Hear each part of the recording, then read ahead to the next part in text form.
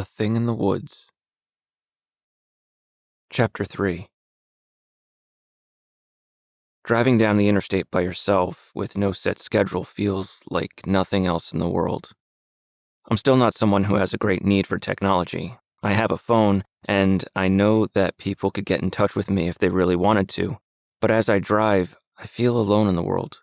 When I'm out there, nobody knows where I am, and it would take friends and family hours to reach me if I called for help. The road in front of me was hypnotic. I was traveling at 75 miles per hour, but keeping my eyes on the road made my mind wander and my eyes grow heavy. For just a few seconds, I felt like I was on a treadmill, going nowhere despite my speed. When I stopped for gas, I took the opportunity to stretch and use a restroom that I would prefer to have stricken from my memory, and then I was back to driving. It crossed my mind that I've been on this road before, headed in the other direction. I've passed the same trees and buildings, but the last time I did so was just after I left Huxley. None of it feels familiar, no matter how hard I search my memory and try to make a connection. As a boy, I probably hadn't paid much attention as we went. I'd have been focused on whatever radio station my parents were listening to or the license plates of other cars on the interstate. I wanted it to feel familiar, though, because some stupid part of my brain was convinced that once I entered those old familiar areas, I would feel like the person I was when I left. I wanted to pull into that town and feel like I belonged there. Maybe I've seen too many sappy Christmas movies, but I imagined walking down Main Street and having old friends instantly recognize me. I imagined sitting down for coffee and feeling as though no time had passed at all. That's the rose-colored version of what I imagined happening. There's another version where I'm standing in that old field by myself as night falls, and it just keeps getting darker and darker until there's no light at all. There's nothing but blackness, and I've been gone for so long that I can't find my way out of there anymore. As I drove, my mind would alternate between these two versions of what might happen until I wasn't sure which one felt more real and which was the childish fantasy. I turned off the highway and spent the next 3 hours driving in a mostly straight line down a 2-lane road that was surrounded by trees which occasionally gave way to lawns and farmland. It was beautiful, and I felt more connected to this part of the world as I continued to drive. As I pulled up to a stop sign late in the afternoon, I realized that I was sitting at one side of a crossroads. Each road headed off into the distance for as far as I could see. Just down the road in front of me, there was an old abandoned gas station. Hold on, buddy. I could almost hear my father's voice as I remembered those words. Most people set out on a long drive early in the morning, but in that brief flash of a memory, it was night. The lights of the gas station were shining through the windows of my family's old minivan. The light was yellow and cast shadows throughout the car that twisted and spun as my father pulled into the gas station. I pulled into the gas station, trying to see it as it once was, trying to grow those seeds of memories into something more. Hold on, buddy.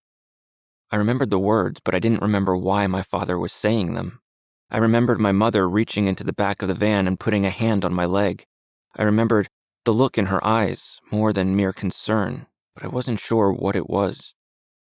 As I clung to this memory, trying to make sense of it, I looked across the gas station's parking lot, which was now cracked and full of tall weeds.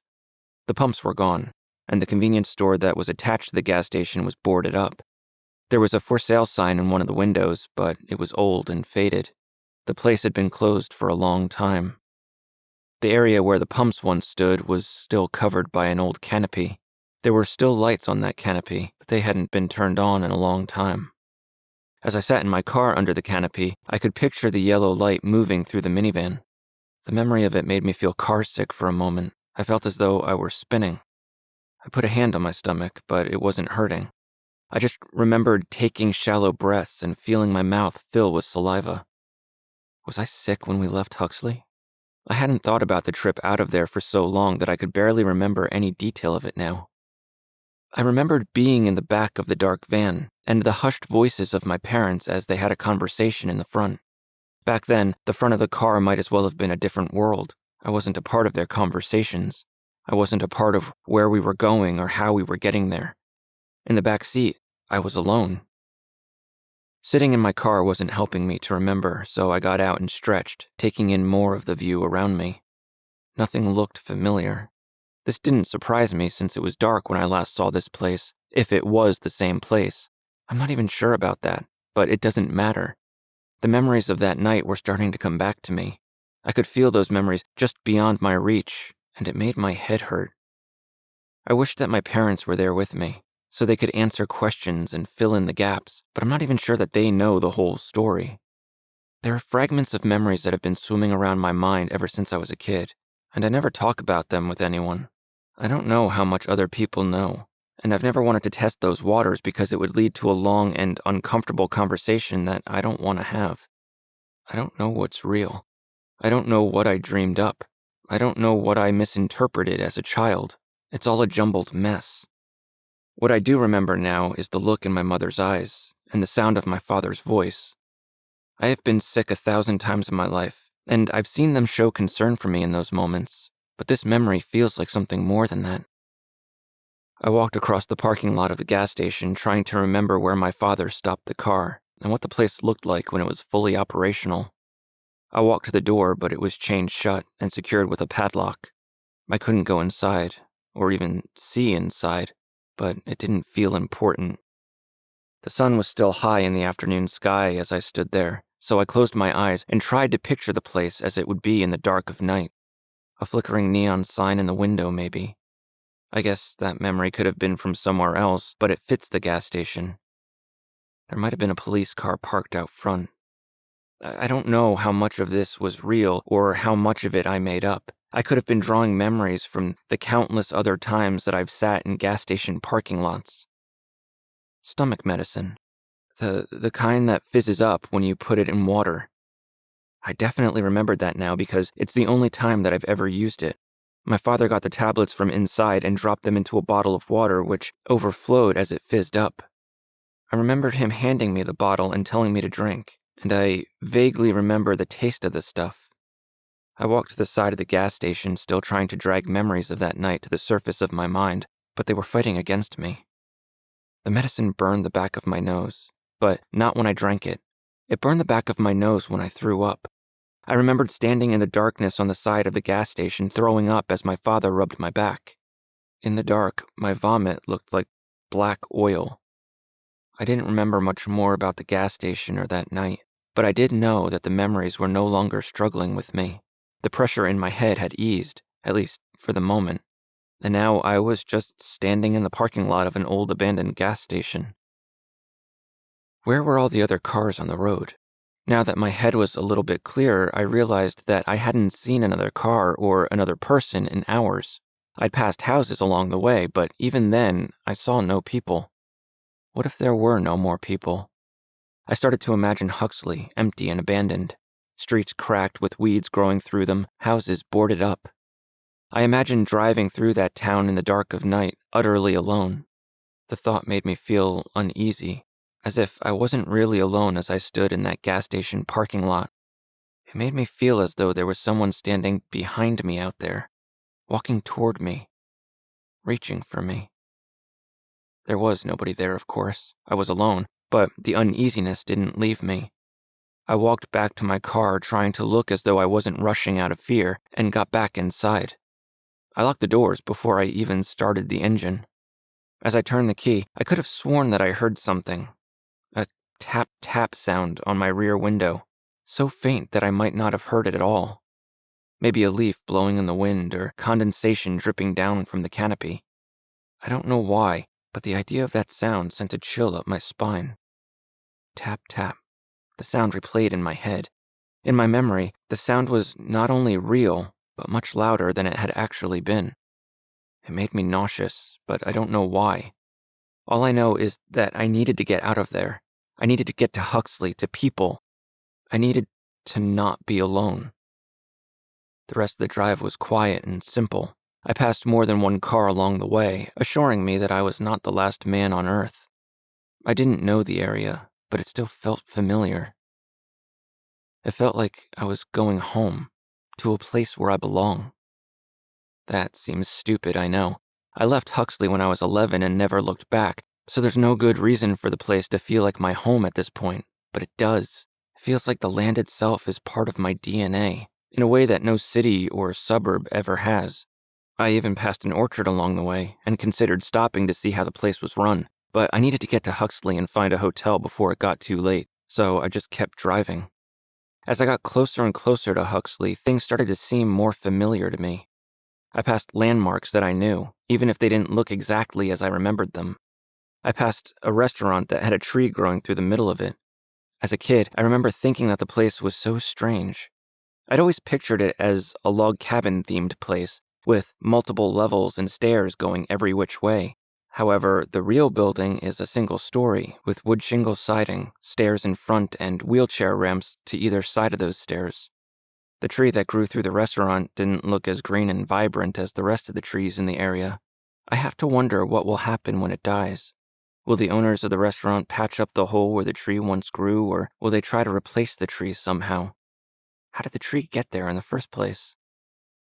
Just past that restaurant, I crossed over a bridge that marked my entry into Huxley. The river below was calm, and I could see 3 men standing by its side fishing. I tried to look at the men's faces to see if I would recognize them, but I couldn't get a clear enough look. In my head, they took on the roles of old neighbors and school teachers that I had known. People who would smile and wave if only they knew that it was me. The river curved around the town, moving gently beside the road that I was driving down. It was evening now, and the sun was starting to hang low in the sky. I wanted to get to Main Street before dark so I could take it all in before I found my hotel, but I wasn't sure that I'd have enough time. I'd set aside an extra day of travel just for this place. I'd be able to explore in the morning, but I was eager to get the superficial stuff out of the way, so I would have more time to wander down familiar streets and maybe try to look up old friends. I'd planned on parking on Main Street and finding a place to eat dinner as I pulled into town, but I didn't make it that far before I had to stop the car. I pulled off to the side of the road, just outside of town, and looked across the wide open field that I had once known so well. If I wanted to find the exact place where I had once spent my summer days, I would have to walk toward the river on foot, past a wall of trees. As kids, we deliberately played beyond the view of any adults passing on the road. I stood on the border of that field, at the moment that I used to love it the most. The sun was going down, but the world wasn't dark quite yet. Everything was still and quiet. The temptation to walk deeper into the field and the woods beyond it was strong. I could almost hear it calling to me. I wanted to recreate the memories that I have in my head, but I couldn't do it. Maybe the appeal of trekking through tall, potentially snake-infested grass into probably muddy parts of the field is lost on my adult self, but I'm not sure that practicality was the only thing keeping me away. As I looked deep into the field, I imagined everything beyond what I could see. I could recall the hills where battles were fought and my life was lost 100 times over. I could remember the trees that we climbed in order to spy on passing fishermen. I remembered how, even if we were in the field or near the river, my friends and I would always refer to this place as the woods. Those memories are so clear and good, and everything that I wanted to remember about my time in Huxley. They brought a smile to my face as I stood there looking out into the field, the woods. But as my mind pushed beyond the trees, the smile disappeared. I remembered the river. I remembered the cool water rushing around my legs. I remembered sitting on the rocks waiting to dry off a little bit before heading home. I remembered packing snacks for a long summer day, none of which were nutritious in the least. Despite all of that sweetness and good that I remembered, my heart was pounding in my chest, and I was gripping my pant leg so tightly that my hand hurt from it. That wholesome memory faded, and then I just saw a piece of fabric poking through the mud beside the river. It's like the world around me had ceased to exist as this memory played back in my head, like a movie playing on a giant screen. I closed my eyes, but that didn't make it go away. I could see the fabric poking up through the mud, and I remembered walking toward it, as though it were part of a pretend mystery that I would create for myself that day.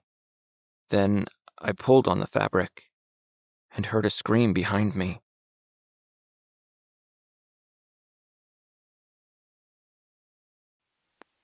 This is the voice of the Embers, where stories burn and fade.